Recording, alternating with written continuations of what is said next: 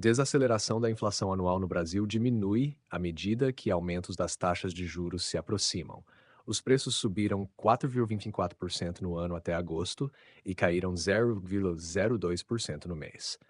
Como participante do mercado financeiro, estou observando de perto as expectativas de aumento da taxa pelo Banco Central na reunião da próxima semana.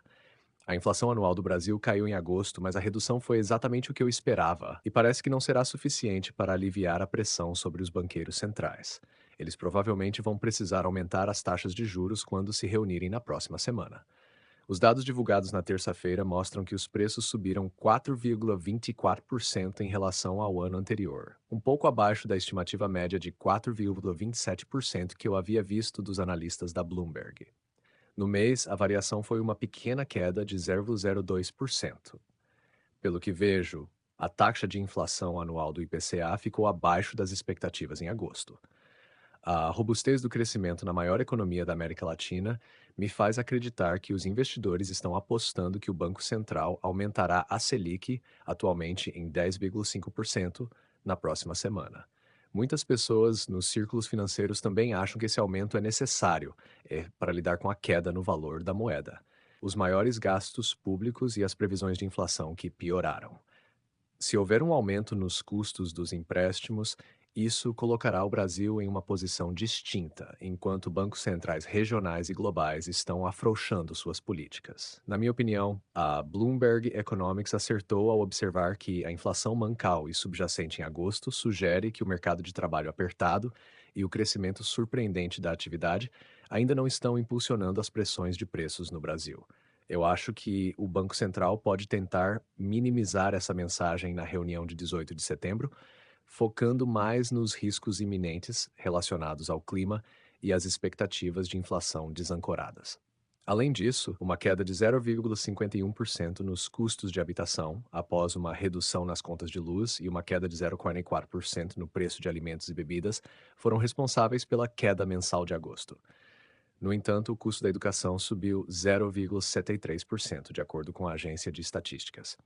Como economista, ouvi Lais Carvalho, do BNP Paribas, em São Paulo, afirmar que a leitura não faz nada para o Banco Central. Eu concordo com ela.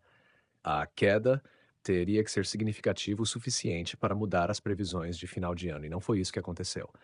Parece que, mesmo com os altos custos de empréstimos, as famílias brasileiras estão gastando muito, impulsionadas por um mercado de trabalho aquecido e ajuda do governo. As projeções de inflação ainda estão bem acima da meta de 3% para este ano e o próximo. Eu notei que os dados de terça-feira marcaram a primeira vez em mais de um ano que a economia brasileira experimentou deflação mensal. No entanto, os preços dos serviços, que são uma das maiores preocupações para os banqueiros centrais, continuam a subir. A recente pressão sobre o Banco Central levou a uma pausa na flexibilização em junho, o que gerou críticas do presidente Luiz Inácio Lula da Silva. Ele alegou que os altos custos de empréstimos estão prejudicando o crescimento e afetando os trabalhadores brasileiros. Eu me pergunto se essa crítica pode levar a uma politização da política monetária. No mês passado, Lula escolheu Gabriel Galípolo, um aliado político, para substituir o atual presidente do Banco Central, Roberto Campos Neto, quando seu mandato terminar em dezembro. Galípolo tem tentado acalmar os investidores com um tom agressivo, mas eu vejo que os mercados ainda não estão totalmente convencidos de que ele conseguirá manter a inflação sob controle, especialmente com as promessas de Lula de melhorar as condições de vida. Apesar dessas preocupações, o vice-economista-chefe de mercados emergentes da Capital Economics, Jason Tuvey, comentou que um grande aumento na decisão de 18 de setembro parece improvável. Eu compartilho essa opinião, né? Pois é difícil argumentar a favor de grandes aumentos de taxas, considerando o quão restritivas já são as condições políticas atuais. Olhando para o futuro, eu tenho a impressão de que o Banco Central pode ter que equilibrar cuidadosamente suas ações. Se eles optarem por um aumento significativo da taxa, como muitos especulam, isso pode ser um movimento para tentar controlar a inflação, mas também pode ter impactos negativos sobre o crescimento econômico e a confiança dos investidores. Eu observo que os mercados já estão cautelosos e uma decisão mais agressiva poderia piorar essa cautela. Além disso, com o novo nome para o cargo de presidente do Banco Central, Gabriel Galípolo, muitos de nós estamos curiosos para ver como ele lidará com a pressão política e econômica. Se ele conseguir manter uma abordagem equilibrada e independente, isso pode ajudar a manter a estabilidade econômica e a confiança no futuro próximo. No entanto, as expectativas sobre as suas ações e decisões podem variar bastante, o que adiciona uma camada extra de incerteza para os investidores e para a economia em geral. Do ponto de vista dos mercados, o impacto de qualquer decisão futura do Banco Central será crucial. Se houver um aumento significativo, os custos de empréstimos provavelmente subirão ainda mais, o que pode afetar o consumo e o investimento das empresas. Eu estou atento às reações do mercado, pois elas podem influenciar o comportamento econômico de curto prazo e as estratégias de investimento. Além disso, a inflação ainda está bem acima da meta, e a inflação de serviços é uma área que estou observando de perto.